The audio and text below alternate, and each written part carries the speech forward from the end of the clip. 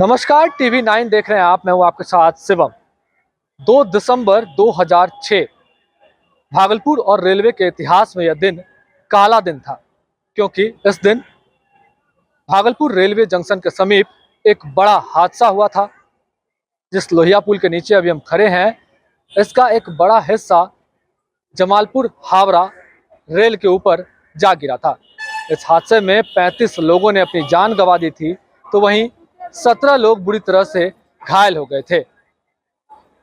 17 साल बीत गए इस हादसे के, लेकिन आज भी भागलपुर वासियों के दिल में वो जख्म जिंदा है। यह हादसा क्यों हुआ, किसकी लापरवाही से हुआ और उस दिन क्या कुछ मंजर था, यह जानने के लिए आज हम भागलपुर रेलवे जंक्शन पर मौजूद हैं और आपको तस्वीरें दिखाना चाहेंगे कि फिलहाल यह नवनिर्मित लोहिया पुल है। इसे उल्टा पुल के नाम से जाना जाता है। जो 2006 के समय जो ये पुल था, 140 साल उस पुल की आयु हो चुकी थी और वो जमालपुर हावड़ा एक्सप्रेस जब भागलपुर जंक्शन पर घुसने वाली थी, उसके ऊपर ये पुल जा गिरा था, जिसमें 35 लोग जो है वो दब गए थे डिब्बे में और उनकी जान चली गई थी। यह हिस्सा हम आपको दिखाना चाहेंगे। यह उस पुराने पुल का हिस्सा हम आपको दिखा रहे हैं, जिसके लोहे के जो ये पिलर सारे आपको नजर आ रहे हैं, ये उसी पुल का हिस्सा अभी भी यहाँ मौजूद है। हमारे साथ वरिष्ठ पत्रकार मौजूद हैं। आप उस घटना की कवरेज भी किए थे और आपका मित्र भी सवार था उस ट्रेन पर। क्या कुछ हुआ था, ये घटना कैसे हुआ था, ये बताएं। देखिए, सबसे पहले तो जैसा कि आपने कहा कि 140 साल पुराना, तो बिल्कुल वो पुल पुराना था और रेलवे की तरफ से आदेश हुआ था कि उस पुल को डिमोलिश कर दिया जाए। लेकिन डिमोलिश के दौरान लालच भी एक बात आई। जो तत्कालीन इंजीनियर थे, जिनको ये लगा था कि हम इस ईटा को निकाल के बेचेंगे तो वो पैसा एक्स्ट्रा आएगा, उसी का नतीजा हुआ कि पूरे ट्रेन के जो बोगी है उसके ऊपर जो अधूरा पुल था वो भरभरा के गिरा और बोगी उसकी चपेट में आ गई। हावड़ा से जमालपुर की आने वाली ट्रेन थी, सुबह का वक्त था। बहुत लोग ट्रेन में जो जमालपुर जाने वाले थे वो सोए पड़े थे, जो भागलपुर उतरने वाले थे वो जगे हुए थे। उसी में एक मेरा मित्र इंजीनियर था जो कि S8 बोगी में था।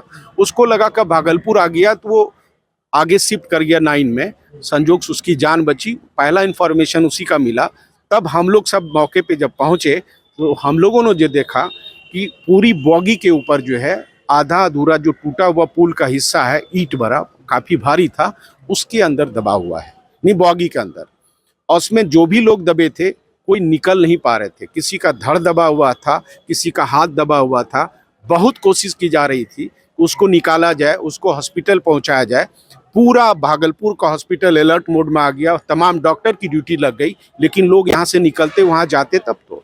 जो गंभीर रूप से घायल थे, यानी इसको निकाल लिया गया, उनको जरूर वहाँ पहुँचाया गया।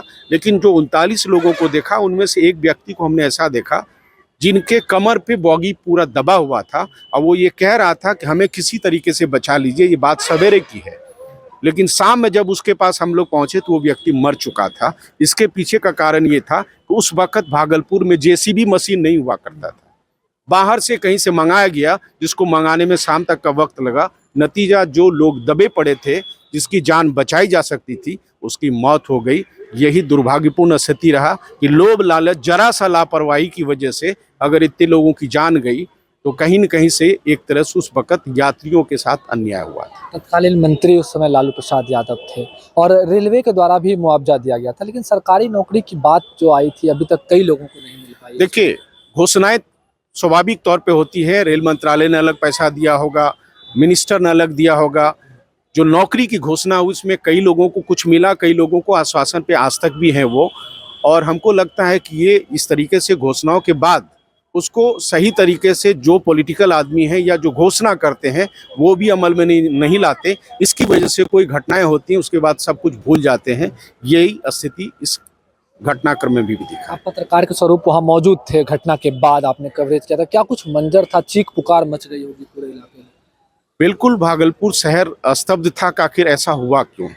एकाएक ट्रेन आती है, एकमात्र वो ट्रेन थी। सवेरे कोई बाहर से आता है, एयरपोर्ट पे उतरता कोलकाता, उसके बाद वो अगर इधर आना चाहता उसके लिए एकमात्र यही ट्रेन था। कई ऐसे VIPs थे उसमें, लोग आए, कई बच्चे थे, छोटे छोटे बच्चे थे, सबकी जान जोखिम में पड़ी थी। कई लोग जरूर उससे निकले, जो गंभीर रूप से जख्मी थे निकाले गए, बच गए। लेकिन जो 35 लोगों की मरने की बात आई, उसमें से आधा से ज्यादा लोगों को बचाया जा सकता था। जो हमने देखा उस वक्त प्रशासन पूरी तरीके से अलर्ट मोड में आ गई थी। हॉस्पिटल को अलर्ट करना, एम्बुलेंस को खड़ा रखना, तमाम डॉक्टर को कॉल कर लेना इमरजेंसी, ये व्यवस्थाएं जरूर थी, लेकिन हम इलाज किसका करते? इलाज तो हम ऐसे ही लोगों का करते जो उसके अंदर दबा पड़ा है उसको हम निकालते। हमारे पास उस वक्त जो हमने देखा, रेलवे के पास निकालने के लिए कोई साधन नहीं था, भागलपुर प्रशासन के पास कोई साधन नहीं था। जो मैंने बताया, एक भी जेसीबी मशीन नहीं थी। अगर वो उस वक्त होता तो शायद कुछ ऐसा रास्ता निकलता जिसकी वजह से हम बोगी को उठा सकते थे, या उसके अंदर उसको फाड़ के जो दबा हुआ पैसेंजर था, यात्री था, उसको निकाल सकते थे। ये नहीं था। नतीजा सुबह से शाम हो गई और कई लोग जो बचाए जा सकते थे उसकी मौत हो गई। 17 साल बीत गए, लेकिन पुल हादसा जो है ये अब भी हो रहा है। कैसे इसको रोका जाएगा भविष्य में?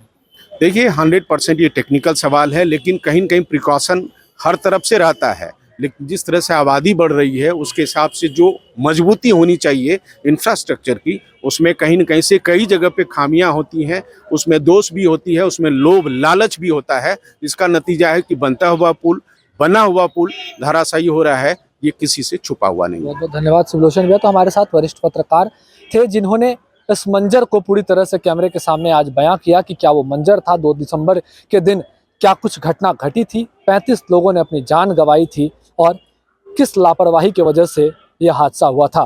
तो कह सकते हैं कि लोगों की ईंट चोरी की लालच के चलते ट्रेन के ऊपर पुल का हिस्सा गिरा और 35 लोग जो हैं वो उसमें दब गए और उनकी जानें चली गई। तो बिल्कुल ये लापरवाही लोगों की भी थी और प्रशासनिक तौर पर उस समय इंफ्रास्ट्रक्चर के साथ साथ हम लोग मशीनें और अस्पताल के की नज़रिए से देखा जाए तो हम लोग उतने मजबूत नहीं थे, जिस वजह से 35 लोग जो हैं उन्होंने अपनी जान गंवा दी थी। तो ये रेल हादसा आज भी लोगों के दिलों में जख्म बनकर बैठा हुआ है।